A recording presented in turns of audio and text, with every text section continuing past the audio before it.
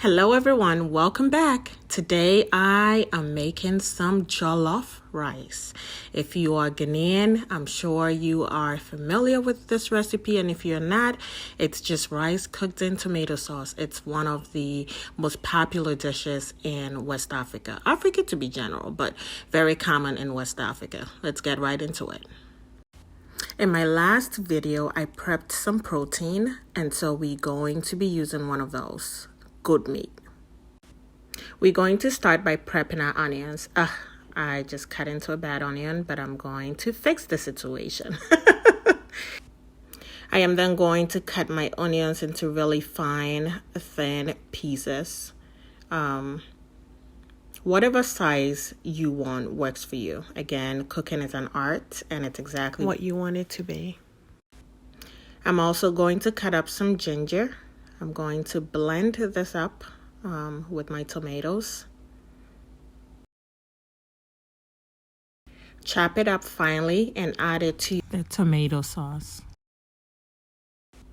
Now, this is my secret to making the best jollof rice. Grab your oldest saucepan, and that's what you're going to use.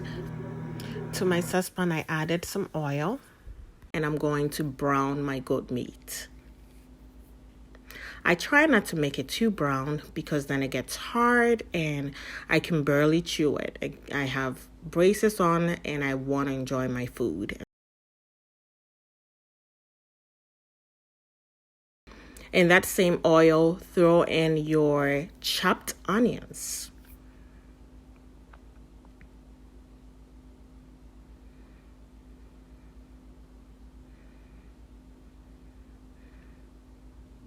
Let the onions cook in the oil a little bit, just so it can soak up the oil, and not to the point where it's caramelized, but just a little bit so it can soak up the onions, so it releases its juices into the sauce. I've had my onions cooking for about 3 minutes, and now I'm going to throw in my tomato sauce. Remember, I blended my tomatoes with some onions and ginger. Stir it really well so that it pulls up all the goat meat skin that's stuck on the bottom of your saucepan, because you want it all to incorporate into your sauce. The sauce has been cooking for about 15 to 20 minutes now, and I'm going to check on it and get ready to add in my rice. Before I throw in the rice, I'm going to add in the stock from my goat meat. That just adds another level of flavor.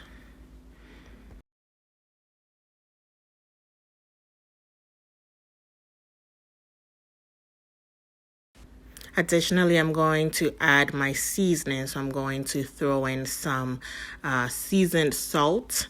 Again, as you guys know, I don't usually cook with actual salt. I love to use the seasoned salt, so I'm going to throw some in here. At this point, make sure your sauce is very well seasoned, because when you throw in your rice, you don't want to add any more seasoning. So I make sure my sauce is well seasoned and the rice absorbs the seasoning from the tomatoes, and it just comes out perfectly. So this is the key point that I want to make sure you guys do not miss. Now we are ready for the rice. I'm going to leave the measurements down below, just so, listen, it took me a while to master how to make jollof rice. It's one of those tricky recipes that you really have to kind of work at it to perfect it. So I measured it just so you guys could have at least the perfect measurement to go off of, and then hopefully it comes out great, but I have no doubt it's going to be delicious. After this point, I would say just leave the rice alone. Leave it alone. Don't stir it too much. Just let it cook, and then you can check on it from time to time. Your goal is to just make sure it doesn't stick to the bottom. So you check on it, stir it a little bit, and then let it sit and cook. If you notice one thing, I did not add additional water to my sauce, and that's because I cook the rice in the sauce. After another 10 minutes, I put an aluminum foil over my saucepan, and what this does is it's going to retain all the steam, and that's what cooks the rice. It's been a total of about 35 minutes. Let's check on our rice. Look at that. Look at that. Yep, it's cooking really nicely. At this point, I'm going to go ahead and throw in the goat meat and just let it cook slowly with the rice. And more importantly, let the juices from the goat meat incorporate into the rice.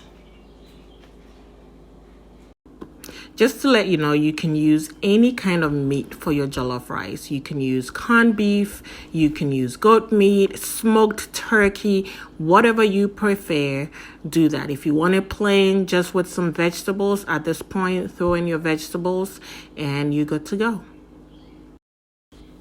Cover your rice up, let it cook for another 10 minutes. Altogether, we have about 45 minutes on this, and you should be all set. This is how I make my jollof rice. I hope you try it, and I hope you comment and let me know how it goes.